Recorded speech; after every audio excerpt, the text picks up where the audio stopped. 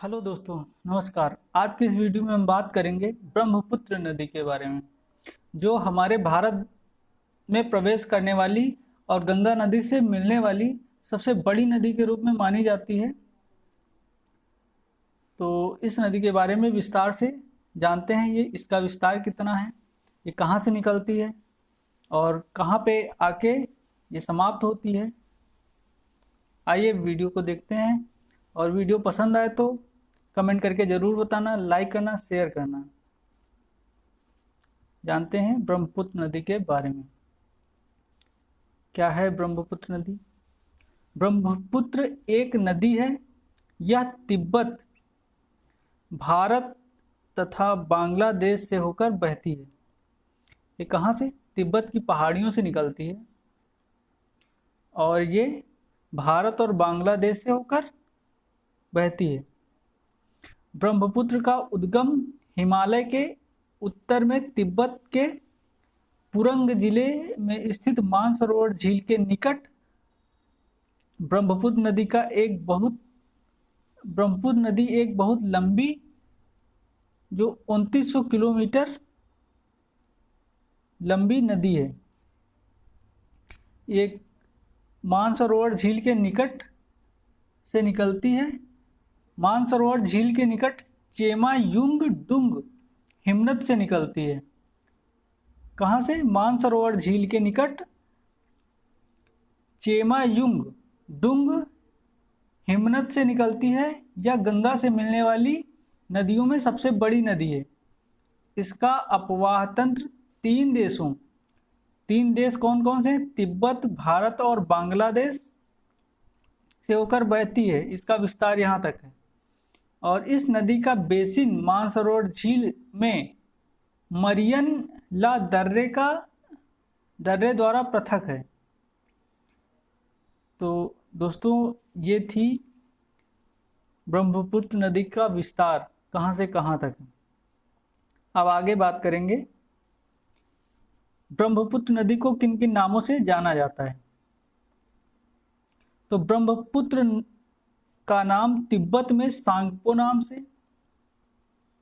अरुणाचल प्रदेश में ब्रह्मपुत्र नदी देहांग के नाम से जानी जाती है।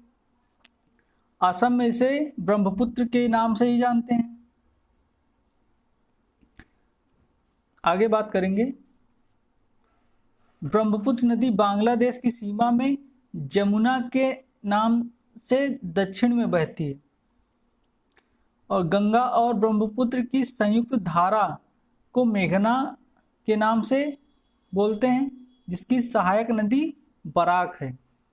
और गंगा की मूल शाखा पद्मा के साथ मिलकर बंगाल की खाड़ी में जा गिरती है, या बंगाल की खाड़ी में मिलती है जाके।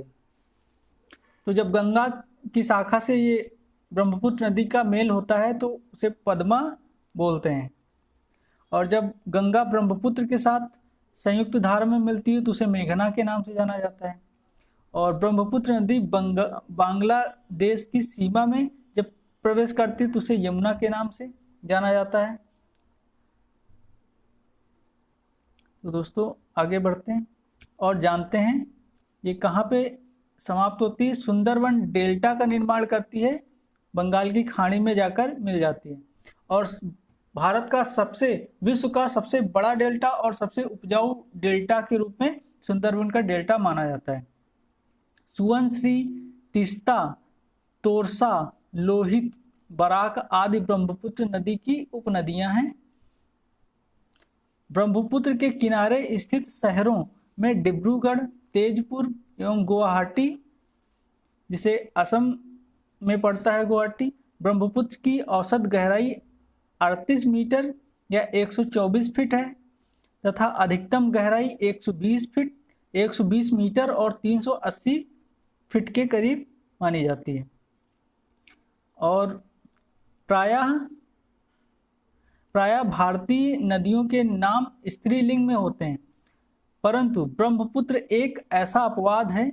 संस्कृत में ब्रह्मपुत्र का शाब्दिक अर्थ होता है ब्रह्मा का पुत्र। तो इसके अनुसार देखते हैं, इस नदी का उद्गम तिब्बत में कैलाश पर्वत के निकट जीमा यांगजांग झील है। आरंभ में यह तिब्बत के पठारी इलाके में यार्लुंग सांगपो नाम से लगभग 4000 मीटर की औसत ऊंचाई पर और 1700 किलोमीटर तक पूर्व की ओर बहती है, जिसके बाद नामचा बारवा पर्वत के पास दक्षिण पश्चिम दिशा में मुड़कर भारत के अरुणाचल प्रदेश में घुसती है, जहां इसे सियांग कहते हैं। ऊंचाई को तेजी से छोड़ या मैदानों में दाखिल होती है, जहां इसे दिहांग नाम से जाना जाता है। असम में नदी काफ़ी चौड़ी हो जाती है और कहीं कहीं तो इसकी चौड़ाई 10 किलोमीटर तक है। डिब्रूगढ़ तथा लखीमपुर जिले के बीच नदी को 2 शाखाओं में विभक्त हो जाती है। असम में ही नदी को 2 शाखाएं मिलकर माजुली द्वीप बनाती हैं। माजुली द्वीप जो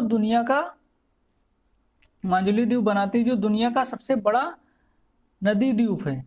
माजुली द्वीप असम में नदी को प्रायः ब्रह्मपुत्र नाम से जाना जाता है। पर बोड़ो एक जनजाति होती है। बोड़ो लोग इसे भुल्लम बुथुर भी कहते हैं, जिसका अर्थ होता है कलकल की आवाज़। नदियाँ अक्सर कलकल की आवाज़ में बहती हैं, तो उसी से बोड़ो जनजाति के लोग ऐसा बोलते हैं, कलकल की आवाज़। अब इससे जानते हैं कहाँ कहाँ के कौन कौन से क्षेत्रों की सिंचाई होती है, कहाँ उपजाऊ होता है, लाभप्रद होता है, कहाँ की ज़मीन बहुत महत्व रखती है इस नदी से। सिंचाई एवं बाढ़ नियंत्रण। 1954 के बाद बाढ़ नियंत्रण योजनाएं, तटबंधों का निर्माण प्रारंभ किए गए थे। बांग्लादेश में यमुना नदी के पश्चिम में दक्षिण तक बना ब्रह्मपुत्र तटबंध बाढ़ को नियंत्रित करने में सहायक सिद्ध होता है। तिस्ता बराज परियोजना सिंचाई और बाढ़ दोनों की सुरक्षा योजना है। ब्रह्मपुत्र या असम घाटी से बहुत थोड़ी विद्युत पैदा की जाती है, जबकि उसकी अनुमानित क्षमता काफ़ी है।